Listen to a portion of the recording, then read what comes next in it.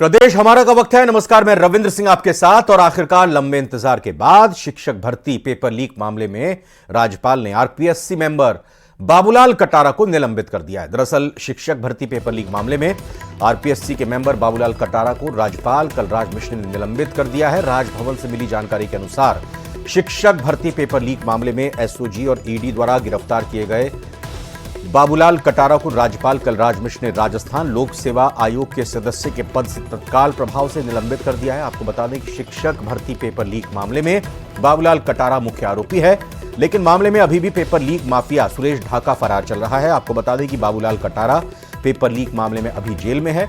उनके अलावा एजेंसियों ने पेपर लीक के मामले में और भी कई लोगों को गिरफ्तार किया है जो अलग अलग जेलों में बंद हैं। बीते दिनों ईडी ने पेपर लीक मामले के 5 आरोपियों को रिमांड पर लेकर पूछताछ की थी। राजस्थान लोक सेवा आयोग अजमेर के सदस्य रहे बाबूलाल कटारा ने पेपर लीक माफियाओं को 60 लाख रुपए में तृतीय श्रेणी शिक्षक भर्ती का पेपर बेचा था। आरपीएससी मेंबर बाबूलाल कटारा ने यह पेपर माफियाओं को अपने सरकारी घर पर ही बेचा था।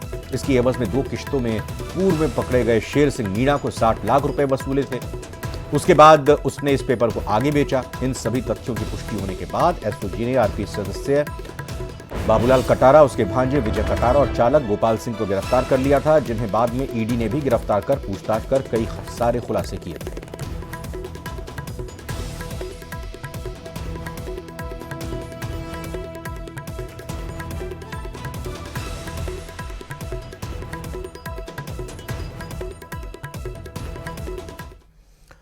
आरएलपी के राष्ट्रीय संयोजक और खींवसर से विधायक हनुमान बेनीवाल की जान को खतरे के इनपुट मिलने के बाद पुलिस चौकस हो गई और बेनीवाल की सुरक्षा में क्यूआरटी तैनात कर दी है।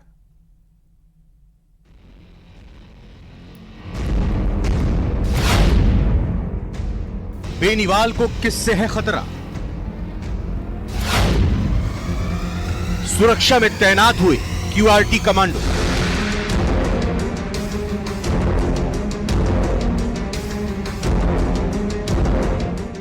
तस्वीरों में दिख रहे हैं जवान क्यूआरटी के कमांडो हैं और यह आवास हनुमान बेनीवाल का है, जहां क्यूआरटी टीम पूरी मुस्तैदी के साथ सुरक्षा में लगी है और आवास में हर शख्स को गहन पूछताछ और संपूर्ण जानकारी लेने के बाद ही एंट्री दे रही है। खींवसर के विधायक हनुमान बेनीवाल की सुरक्षा को लेकर इंटेलिजेंस को एक बेहद महत्वपूर्ण इनपुट मिला कि बेनीवाल की जान को खतरा है, जिसके बाद हनुमान बेनीवाल के घर पर क्यूआरटी तैनात कर दी गई है।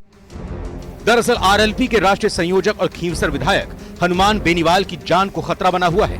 पुलिस इंटेलिजेंस को जानकारी मिली है कि हनुमान बेनीवाल पर हमला हो सकता है। इनपुट मिलने के बाद पुलिस अलर्ट हो गई है और तत्काल हरकत में आई। पुलिस ने हनुमान बेनीवाल की करंट लोकेशन के बारे में जानकारी हासिल की। पुलिस को पता चला कि बेनीवाल जयपुर से नागौर के लिए रवाना हो गए हैं। खतरे के इनपुट पर तत्काल एक्शन लेते हुए पुलिस ने बीच रास्ते से ही बेनीवाल को एस्कॉर्ट देना शुरू कर दिया। जयपुर से लेकर नागौर पहुंचने तक हनुमान बेनीवाल को जबरदस्त सुरक्षा दी गई। पुलिस की कई गाड़ियां बेनीवाल के काफिले के आगे पीछे दौड़ती नजर आईं और जब बेनीवाल शाम को घर पहुंचे तो उनके घर पर नागौर पुलिस की क्यूआरटी के 8 कमांडो तैनात कर दिए गए। पुलिस सूत्रों ने कहा कि हमें इंटेलिजेंस से इस तरह का इनपुट मिला, जिसके बाद हमने सुरक्षा बढ़ा दी है। पहले जयपुर से नागौर आते वक्त पूरे रास्ते एस्कॉर्ट दी गई और अब 8 क्यूआरटी के कमांडो यहाँ तैनात किए हैं ताकि सुरक्षा व्यवस्था कड़ी रहे।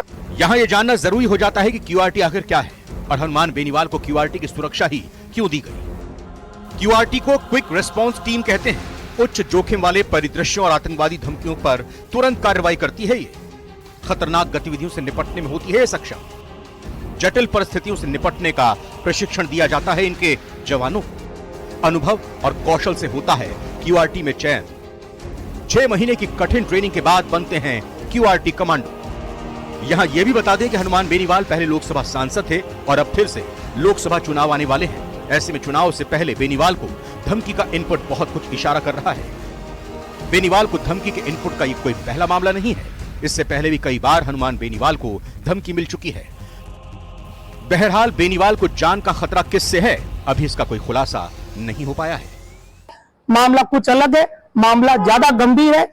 इसी कारण पूरे रास्ते पहले एस्कॉर्ट दी गई और फिर क्यूआरटी यहां लगा दी गई। महेंद्र बिश्नोई, न्यूज़ 18 नागौर। 75वें गणतंत्र दिवस के मौके पर जयपुर में जल भवन स्थित जन स्वास्थ्य अभियांत्रिकी मुख्यालय पर शासन सचिव पीएचडी डॉक्टर सुमित शर्मा ने झंडा फहराया और इस दौरान उन्होंने वहां मौजूद अधिकारियों को इशारों में ही सही यह संदेश दिया कि ईमानदारी और निष्ठा से काम करना ही देश की सच्ची सेवा है। किसी भी प्रकार का कोई करप्शन, कोई इन्फ्लुएंस, कोई लालच, कोई कमीशन हमें विभाग में नहीं रखना है।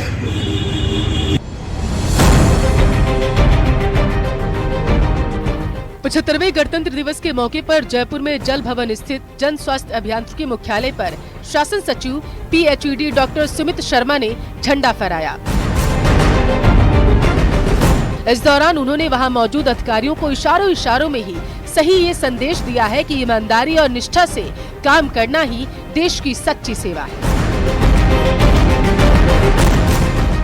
भ्रष्टाचार करने वाले अधिकारियों को पीएचडी विभाग के शासन सचिव डॉक्टर सुमित की इन बातों को गौर से सुनना चाहिए।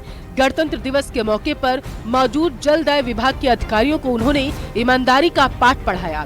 इससे पहले जलदाय विभाग की पहली समीक्षा बैठक में भी वह अधिकारियों से भ्रष्टाचार के खिलाफ जीरो टॉलरेंस के साथ काम करने की नसीहत दे चुके हैं।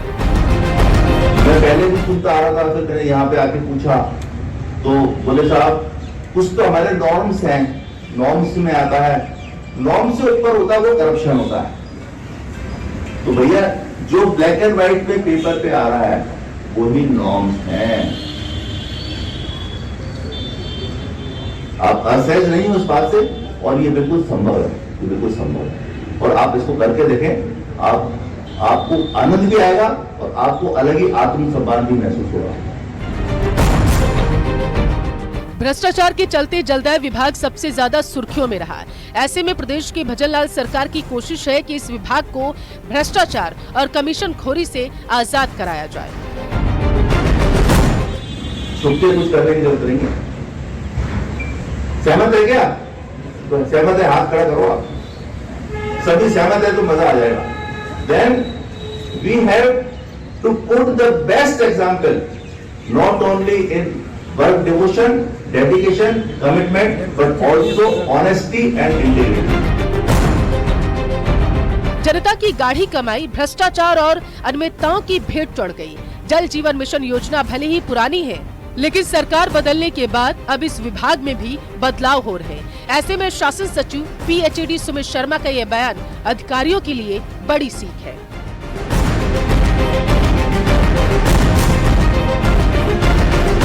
राकेश शर्मा, न्यूज़ 18, राजस्थान, जयपुर।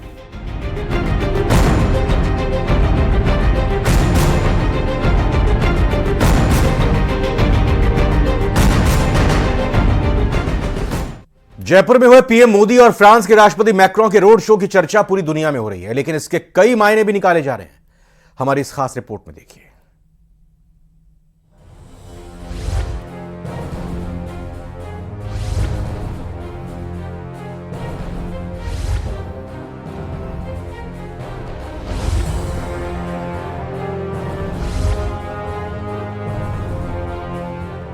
लोकसभा चुनाव की गूंज अब पूरे भारत में सुनाई देने लगी। पीएम मोदी और बीजेपी एक्टिव हो चुके हैं। इसी की बानगी राजस्थान भी बन रहा, जहां बीजेपी का विशेष फोकस है।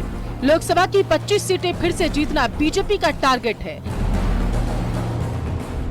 लेकिन देश के साथ ही विदेश के लोग भी अब पीएम मोदी का दम देख रहे हैं। फ्रांस के राष्ट्रपति मैक्रो और पीएम मोदी ने जयपुर में रोड शो किया, जिसकी तस्वीर पूरी दुनिया ने देखी।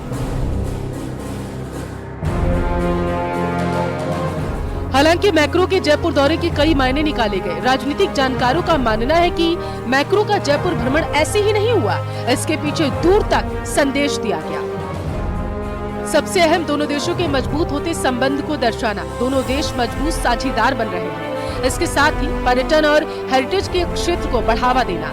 राजस्थान के पर्यटन क्षेत्र को बड़े स्तर पर विकसित करने की तैयारी में केंद्र सरकार है। सरकार की नजर में जयपुर बड़ी प्राथमिकता है। इसी को देखते हुए मैक्रो को आमेर फोर्ट भी घुमाया गया, क्योंकि यूरोप से बड़ी संख्या में पर्यटक भारत घूमने आते हैं। वहीं इसके सियासी मायने भी निकाले गए। बीजेपी की नजर राजस्थान में हैट्रिक पर है और उसके लिए माहौल तैयार किया जा रहा है। हालांकि इस मुद्दे पर भी कांग्रेस और बीजेपी आमने सामने है। बीजेपी जहां इन दोनों देशों की बढ़ती हुई ताकत बता रही, तो वहीं कांग्रेस इसे सिर्फ एक पॉलिटिकल स्टंट मान रही। 10 साल के अंदर हमारा राजस्थान बहुत पिछड़ गया, चाहे आर्थिक रूप से ले हो, चाहे हमारे आज जिस तरह से भ्रष्टाचार से लेके किस तरह से अत्याचार से लेके कंट्रोल जो क्राइम से बढ़ के जो आने वाले टाइम में हम वापस किस तरह से जो देश के जो राज्य आगे बढ़ रहे हैं उनके बराबर हम कैसे आए, उनसे आगे कैसे बढ़े। तो हमारे देश के प्रधानमंत्री चाहते हैं कि राजस्थान भी उस राज्यों की श्रेणी में आए, इसलिए यहाँ पे निवेश बढ़े, यहाँ पे हमारा व्यापार बढ़े, यहाँ पे टूरिज्म बढ़े। प्रधानमंत्री श्री नरेंद्र मोदी जी का राजस्थान की राजधानी जयपुर का दौरा और रोड शो केवल और केवल आगामी लोकसभा चुनाव की तैयारी होती भारतीय जनता पार्टी के लिए राजनीतिक जमीन तैयार करने के लिए किया गया था। राजस्थान की जनता को, जयपुर की जनता को न तो इससे कोई लाभ हुआ, न ही राजस्थान और जयपुर के लिए कोई बड़ी घोषणा की गई। जयपुर की जनता को अगर मिला तो केवल एक लंबा ट्रैफिक जाम। रोड शो से दुनिया को भी संदेश दिया गया। फ्रांस से भारत के मजबूत संबंधों की नई गाथा लिखी गई। फ्रांस से भारत कई आधुनिक हथियार भी खरीदे गए और यूरोप के कई पर्यटक यहाँ घूमने भी आते हैं। ऐसे में जयपुर को दुनिया के सामने एक नए अंदाज में दिखाया जा रहा है। Bureau report, news 18, Rajasthan.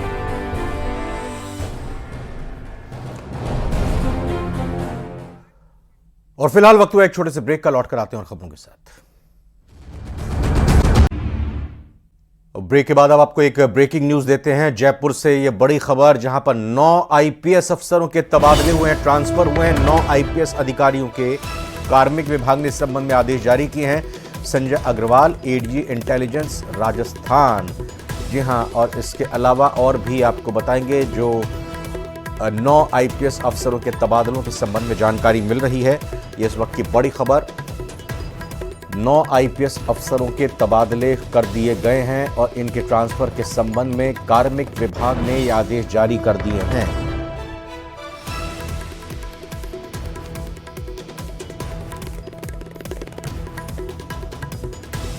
तो ये बड़ी खबर इस वक्त की जयपुर से आ रही है, जहां पर 9 आईपीएस अफसरों के तबादलों के संबंध में जानकारी मिल रही है। ये ब्रेकिंग न्यूज आप तक पहुंचाते हुए 9 आईपीएस अफसरों के तबादले हुए हैं, ट्रांसफर हुए हैं। कार्मिक विभाग ने इस संबंध में आदेश जारी किए हैं। संजय अग्रवाल, एडीजी इंटेलिजेंस राजस्थान, आनंद श्रीवास्तव, एडीजी आर्म्ड बटालियन।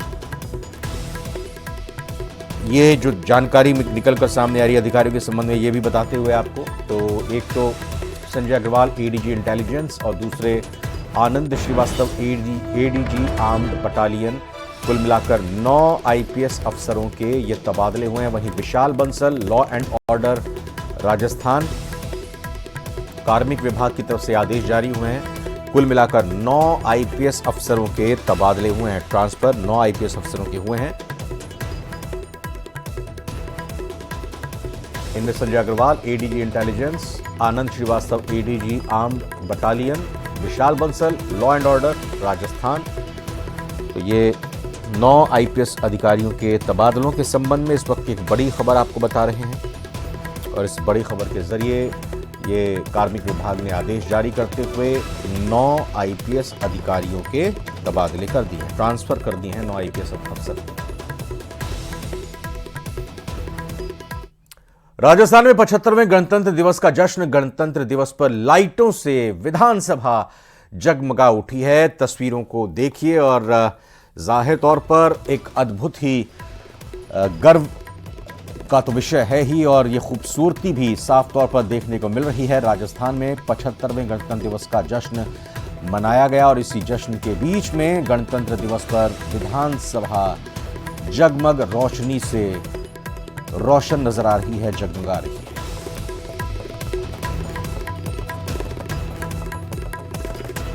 तो गणतंत्र दिवस पर लाइटों से जगमग हो उठी है विधानसभा। खूब लाइटिंग और खूबसूरती देखते ही बन रही है राजस्थान विधानसभा की। और जाहिर तौर पर जिस तरीके से देश ने 75वां गणतंत्र दिवस मनाया है, जश्न में देश डूबा रहा, और इसी को और परिलक्षित करने के लिए, इस जश्न में 4 चांद लगाने के लिए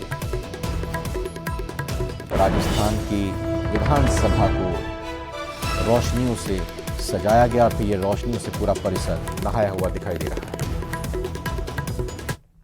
राजस्थान में इस बार का गणतंत्र दिवस खास रहा। एसएमएस स्टेडियम में हुआ यह कार्यक्रम अद्भुत था। कार्यक्रम में राज्यपाल ने झंडारोहण किया, वहीं सीएम भजनलाल शर्मा भी अपनी पत्नी के साथ कार्यक्रम में पहुंचे।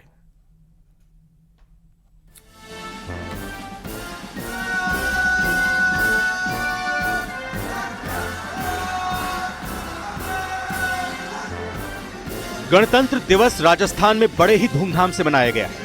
गांव-गांव, शहर-शहर लोग देशभक्ति के रंग में रंगे हुए नजर आए। राजधानी जयपुर के एसएमएस स्टेडियम में भी राज्य स्तरीय कार्यक्रम का आयोजन किया गया, जिसमें राज्यपाल कलराज मिश्र ने झंडारोहण किया। कार्यक्रम में मुख्यमंत्री भजनलाल शर्मा, विधानसभा अध्यक्ष वासुदेव देवनानी और अन्य कई नेतागण भी शामिल हुए।